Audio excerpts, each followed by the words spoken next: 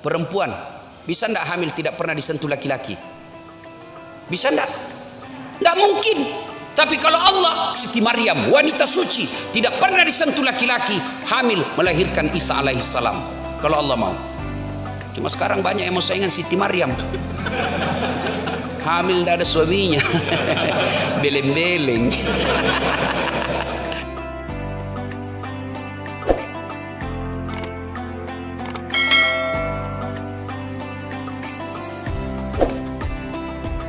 Otak kita ini Pak terbatas, apalagi yang sudah muka-muka pensiun ini.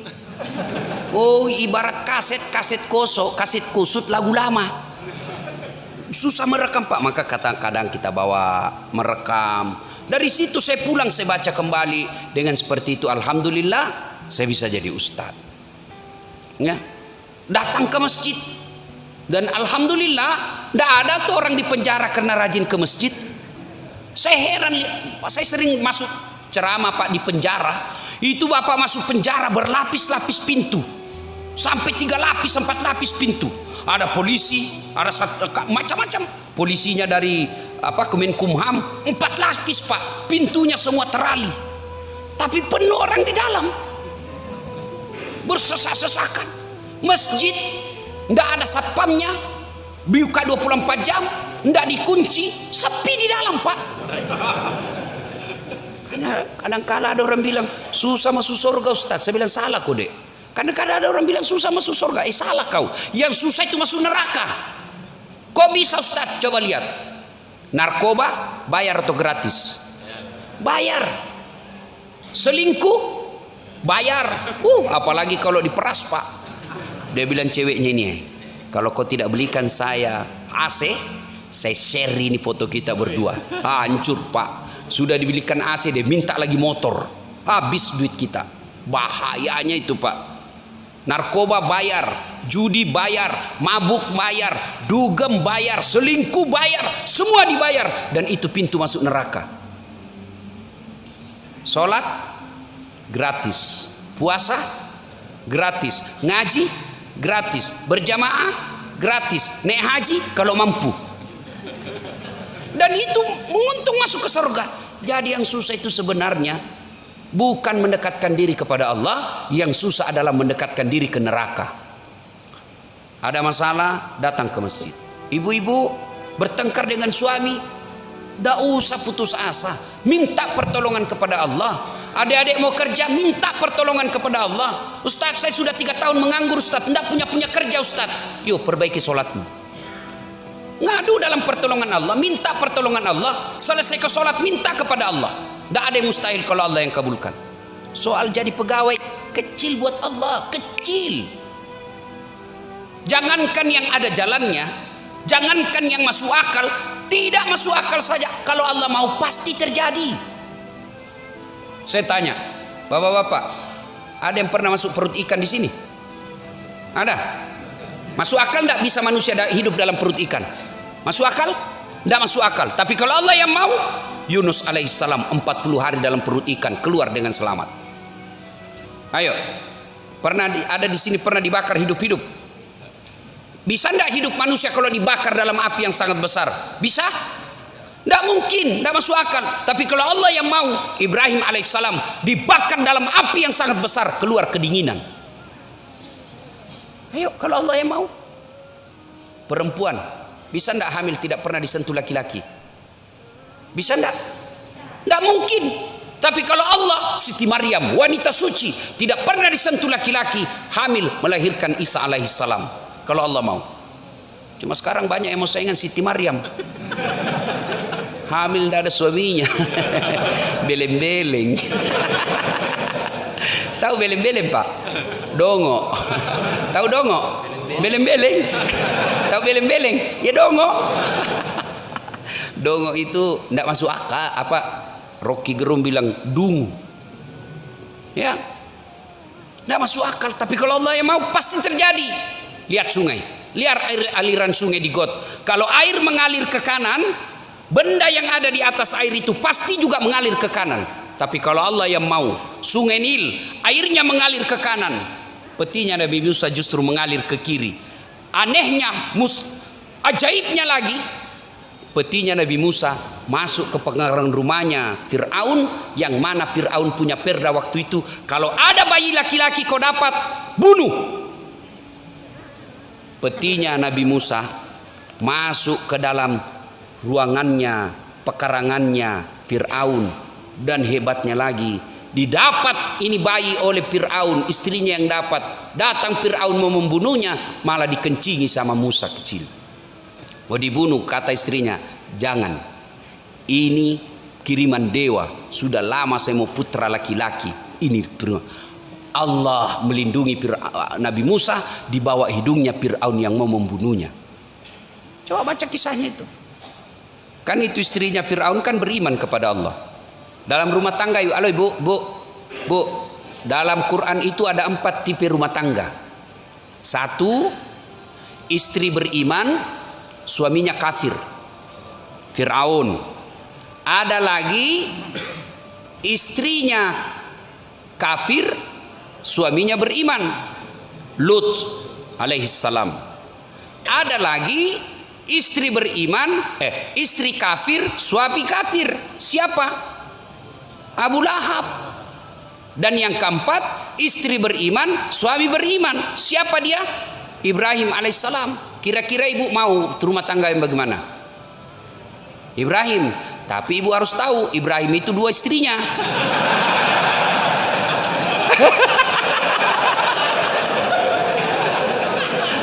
Langsung dia bilang gini, bu, sudah Ustaz, tidak usah Ibrahim, Fir'aun saja. Bapak saudara-saudara sekalian, nah hikmah pertama, tidak ada manusia yang tidak ada masalah. Ketika Bapak ada masalah, dekatkan diri kepada Allah. Cara mendekatkan diri kepada Allah, datang ke masjid, sholat. Sholat, Pak. Saya bisa cerita begini, saya alami. Saya bukan mau takabur, ini supaya kita yakin saja. Zaman saya SMA dulu, luar biasa penderitaan saya. Sampai kuliah, saya pernah jadi cleaning service, membersihkan 4 travel. Ada travel di Makassar waktu itu paling terkenal. Saya mendaftar sebagai cleaning service, membersihkan toilet 4 satu hari.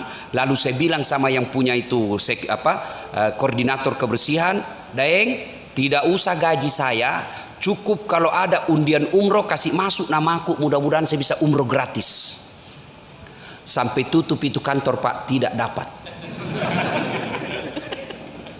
Saya pernah menjadi loper koran yang membawa harian Fajar, koran terbesar di Indonesia Timur. Saya pakai sepeda selesai sholat subuh, sepeda saya BMX. Dicuri lagi sepedaku. Sampai sekarang saya tidak tahu siapa itu yang curi, kurang ngajar. Saya pernah menjadi pegawai catering, orang bau-bau, namanya Bapak Reza. Saya bilang sama Bapak Reza, saya yang bawa semua makanannya, tidak usah gaji saya, cukup kasih makan saya dengan adekku 2 kali 1 hari. Saya bawa semua cateringnya, rantangnya itu ke Jalan Ahmad Yani. Yang saya ingat sekali itu Bang Danamon waktu itu. Sekuritinya sangar. Setiap saya lihat, kau bikin kotor-kotor, kau lewat samping. Saya lewat samping. Sekarang saya jadi ustadz, saya pergi ceramah, dia masih jadi security. Coba, saya sering rasakan itu, Pak.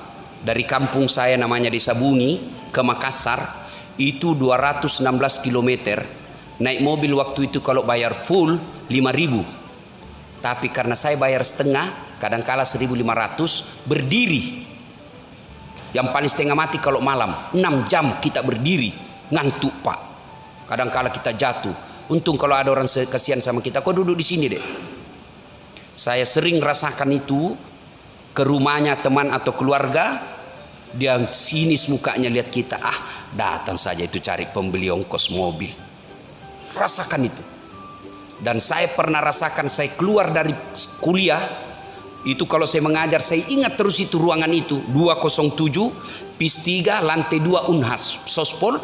Saya keluar dari ruangan itu, dia tunjuk saya temanku, Dasat, enggak malu kok itu bajumu rombengan. Tahu rombengan, Pak?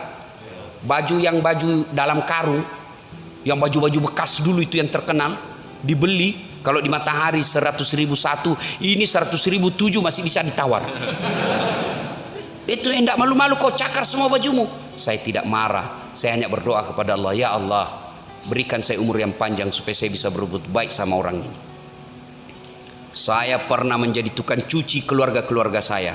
Saya datang sama keluarga saya, ndak usah kau gaji tukang cuci, saya cucikan kau, terserah kau mau bayar saya berapa. Tapi saya selalu yakin tidak ada manusia yang tidak ada masalahnya. Selama baik ini ibadahku, insya Allah ini hanya sesaat ini penderitaanku. Perbaiki sholat saya, perbaiki berjamaah saya, perbaiki sholat sunnah saya dengan izin Allah. Alhamdulillah. Itu kawan saya yang pernah hina saya bilang baju cakar, sudah tahun ke-8 Ramadan kemarin saya kasih zakat.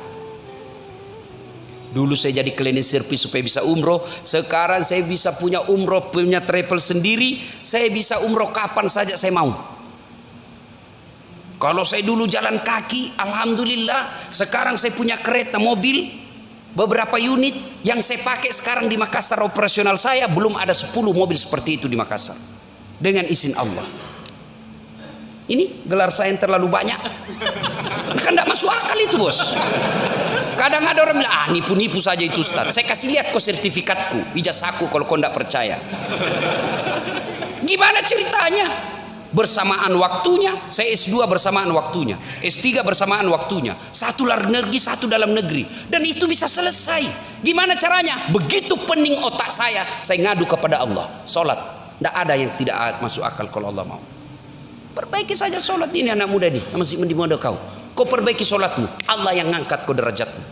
Kecil buat Allah kasih jadi kau kepala dinas, kecil buat Allah kasih jadi kau wali kota. Yang penting dekati Allah. Saya bukan mau takabur.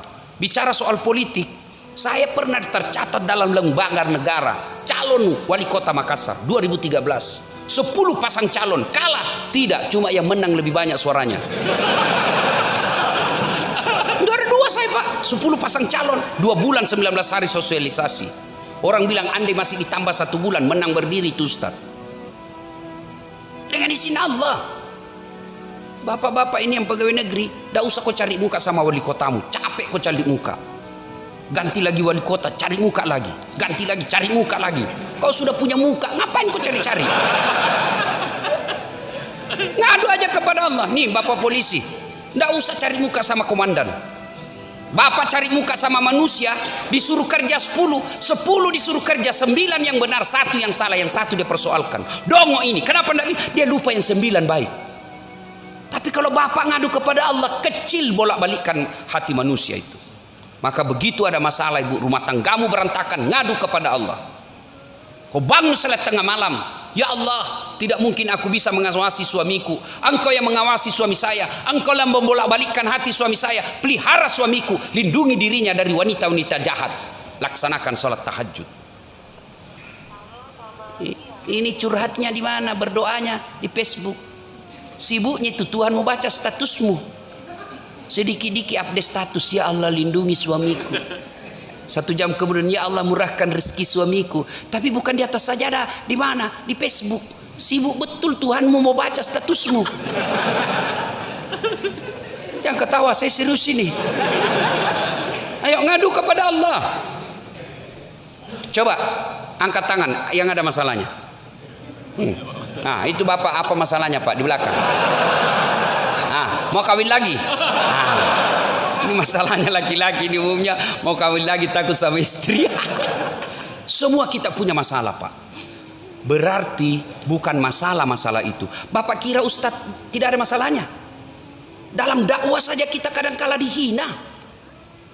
Capek, belum apa-apa, disuruh lagi lambut ceramah, tidak dihargai perasaannya kita.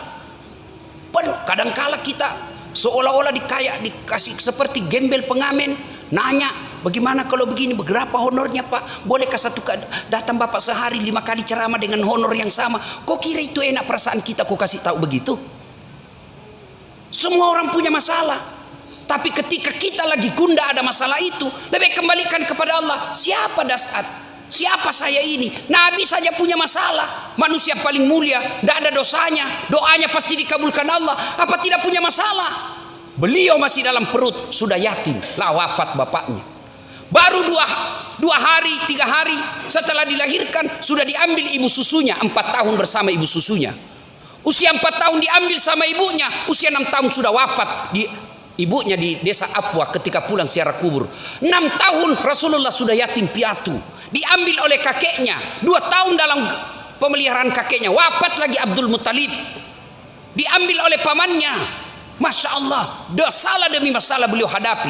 Itu Nabi, kekasih Allah pun ada masalahnya. Apalagi kita yang tukang bohong. Sama istri aja kita tipu. Cari duit tidak ada. Benar bu, tidak ada. Padahal di bawah kos kakinya disimpan. Pastilah punya masalah. Nah, begitu ada masalah tidak ada pilihan lain. Takarrub ilallah. Dekatkan diri kepada Allah Subhanahu wa taala. Dengan cara apa? Perbaiki sholat. Saya kalau ceramah itu Pak, ini aja saya bahas. Sholat, baiki rumah tanggamu. Ya? Sholat Pak. Tidak ada yang mustahil kalau Allah menolong kita. Perbaiki aja sholat. Saya sudah sholat Ustaz. Betul Bapak sholat tapi main-main. Banyak kan kita sholat cari duit. Allahu Akbar. Tadi 200.000 uang. Beli bensin 100.000. Pulsa 50.000. Mana yang 50 ya? Allahu Akbar. Sambil diperiksa itu kantongnya. Sami Allahu liman hamidah. Belum dia dapat. Allahu Akbar. Di mana aku simpan? Begitu salam. Assalamualaikum. Di bawah sadel. Wah. Dari takbir sampai salam duit dia cari. Allahu Akbar. Rakaat kedua tiba-tiba dia ingat. Kunci motor melengket di motor. Pasti kau tidak husuk lagi bos. Hilang sudah mobil motor. Allah. Bagaimana sholatmu bisa memperbaiki diri?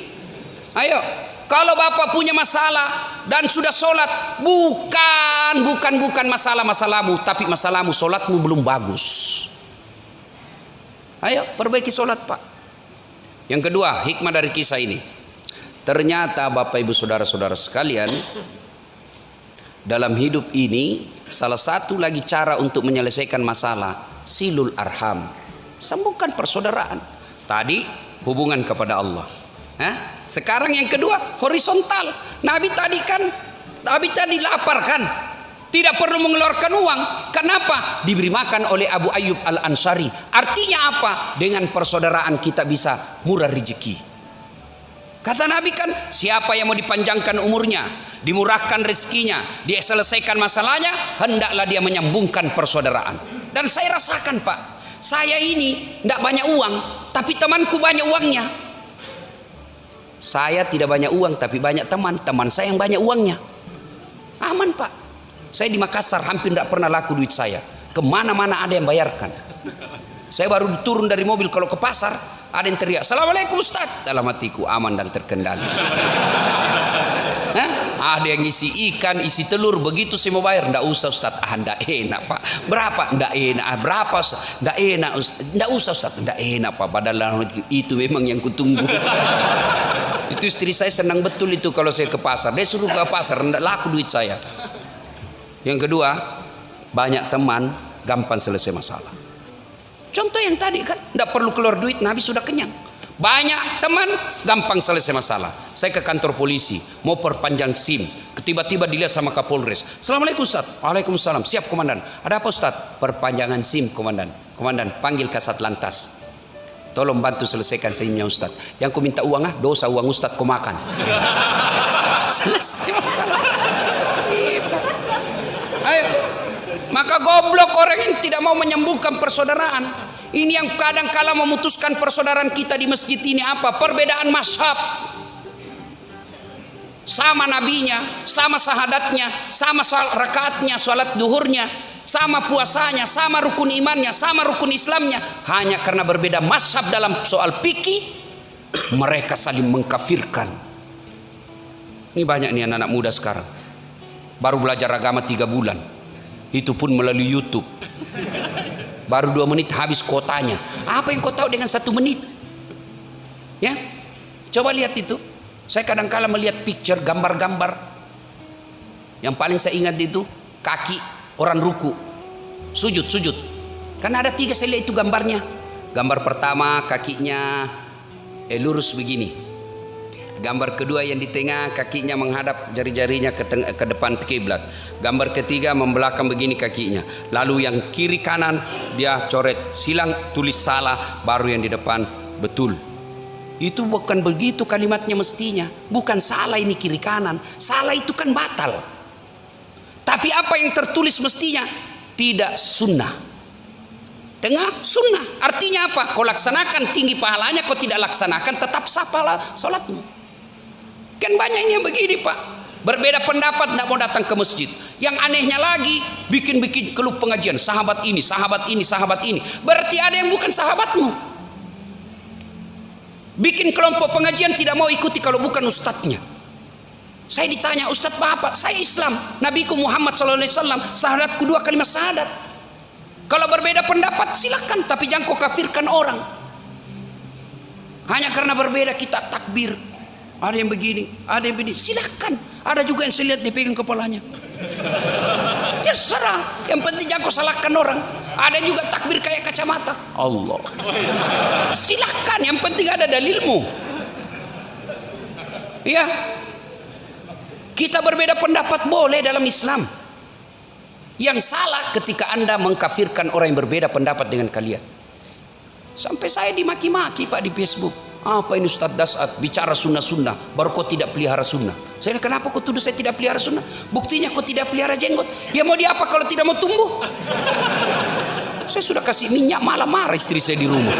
Katanya kasih kotor-kotor bantal. Sudahlah, berbeda pendapat itu biasa. Yang penting jangan memecahkan persaudaraan. Coba kita lihat Pak. Kadangkala mazhab NU tidak mau datang ke masjid Muhammadiyah. Muhammadiyah tidak mau datang ke masjid NU. Wah sudah, ini kalau kita begini terus maka kita akan terbelakang. Hikmah dari kisah ini, dengan persaudaraan kita bisa menyelesaikan masalah. Yang ketiga, kisah dari ini, subhanallah, ternyata kita ini nanti dimintai nikmat yang Allah berikan, diminta tanggung jawabnya. Kadang-kala kita bilang, nikmat apa yang Allah berikan? Saya Ustadz orang miskin. Nikmat itu yang paling tinggi dan tidak bisa dihitung, fi ahsani taqwim, nih badan kita. Mau Pak?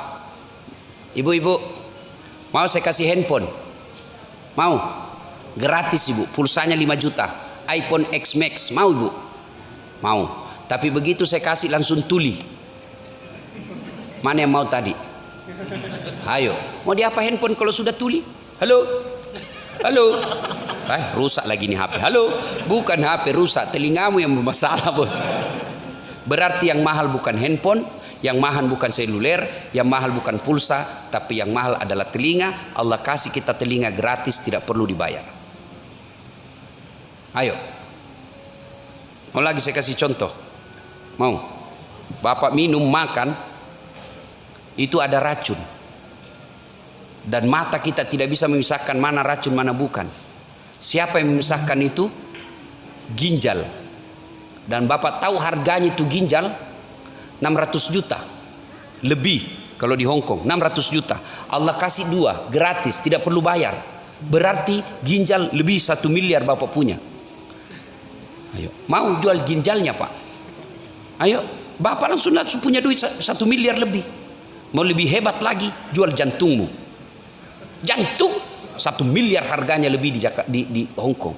Bapak jual jantungnya, dibeli orang 1 miliar. Allah kasih gratis. Coba kalau disuruh bayar itu Pak. Ada orang kesehatan di sini.